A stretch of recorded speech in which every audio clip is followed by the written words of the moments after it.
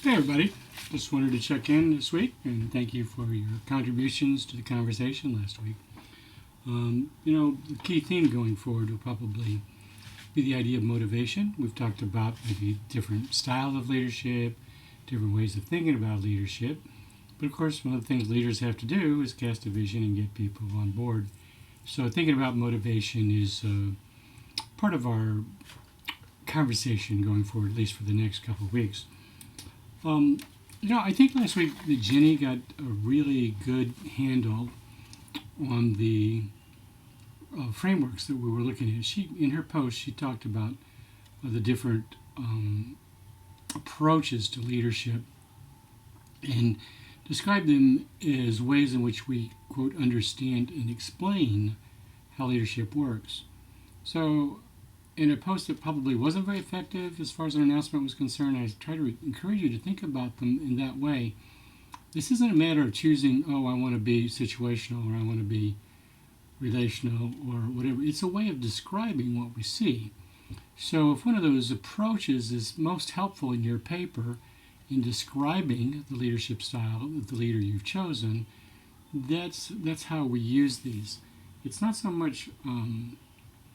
I think when we use the language of subscribe, which of these do you subscribe to in the course materials, it may have suggested a little bit of, I like this one.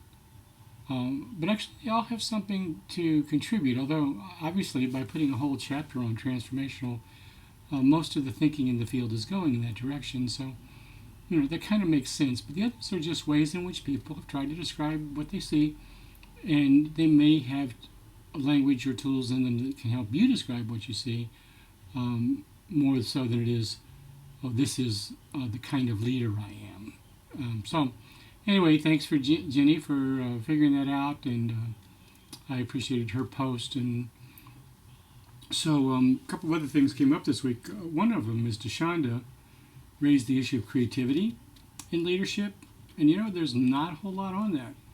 And I think it's an interesting topic, so you might want to perhaps just make a note yourself to think about how does creativity impact this? Are leaders creative in the ways that they lead, in the ways that they motivate? What even is creativity?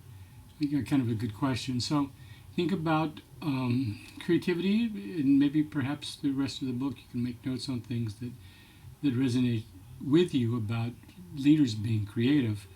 Not something that I don't think there's a lot of theory about, but it is something we should be thinking about clearly. So Ann and I had a conversation about design logic, and particularly about the issue of being cognitively complex. If you didn't check out the others' posts this last week, make sure you look at that. I think it's an interesting idea that a leader who's cognitively complex is probably one who can sort of read the audience pretty well and know how what he or she says may affect different members of the audience, whether it's a small group or even a large group. And because of that, they choose words differently, perhaps, than people who, this is the way I feel, or this is the right thing to say. Expressive design logic is a little bit more sophisticated from that, in the sense that it takes a lot of different things into account about the persons you were speaking to. So anyway, so check that conversation out if you didn't look at it. I think it'd be worth at least being familiar with. Tamika had an interesting example of it's kind of a church rummage sale, or I'm not sure exactly what was called, but in her leadership role, she felt like people that donated things to the sales should have some responsibility for organizing their stuff, for investing time and energy in the sale, and even packing their own stuff up if it didn't sell and taking it back home with them and not leaving it for others to do. I thought that was a really interesting example about how leaders need to be helping people rethink their responsibilities in following or helping or coming along, in terms of an organization. There's a lot of a lot of room for all of us to grow in terms of not just how we motivate people, but what are our expectations of them? How do we communicate those expectations? Certainly leaders have to be pretty thoughtful about that. Garrett mentioned the spiritual gifts. And I do want to say there's a kind of a primary list in Scripture of spiritual gifts that says, we have the gifts of teaching or serving or organizing and leading or showing mercy or whatever. I don't think you have to have a spiritual gift of leadership to be a leader, and here's why. I think if you look at Scripture, all of those things are commanded somewhere. So, for example, I can't say, well, I'm not going to be a teacher because that's not my gift, or I'm not going to give to the ministry because that's not my gift, or I'm not going to show mercy. That's just the way I am. I'm not like a very merciful person. If you go and look, you'll find commands for all of us to do all of those things.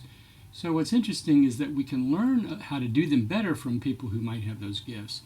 So if you have leadership responsibilities and you see people who are clearly gifted in that area, you should be learning from them because you will have responsibilities to lead. And the same goes for any of the other gifts. We learn how to do them better by looking at people who are doing them well. And sometimes those people have they have a spiritual gift in that. But that doesn't mean we don't have to do that thing, and it also does mean we can learn a lot from people who have those gifts, in this case the gift of organizing and leading an organization. Watch them, learn from them, and imitate them, because you will have responsibilities to lead, even if that's not, quote, your spiritual gift. He mentioned Kadena also mentioned vision, and very, very important. Eric talked about, how do you lead if somebody else is responsible for the vision of the organization? How does that complicate your leading? I think that's a great question. I wish I had a great answer, but I think, quite frankly, that we have to, if somebody else, you have a strong leader who is casting the vision for the organization, I think you just have to think of ways to keep it fresh, keep it in front of your people, and motivate them to see that, see how important that is. Kadena made the interesting, important point that a vision has to be both desirable and attainable.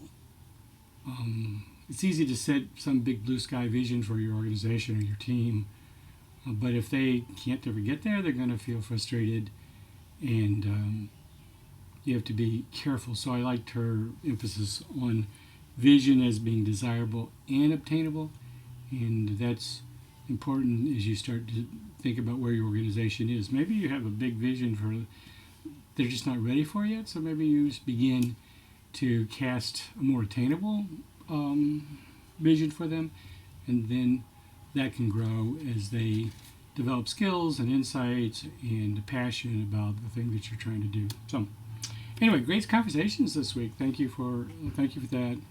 Again, looking forward, we're going to be talking about motivation, particularly in the issue of power and influence. How does that play into what we do? So I hope you'll dig in. Remember, your papers are coming up, not this week, but the end of next week, on your leader, and I'm expecting you to use these theories and things to explain what's going on there. So take notes now as you're reading, or even as you look back through your notes, think about how those things might help explain the leader you've chosen, and make sure to include that kind of thinking in your paper. It'll be great. I'm looking forward to it. Thanks for the work that you're doing.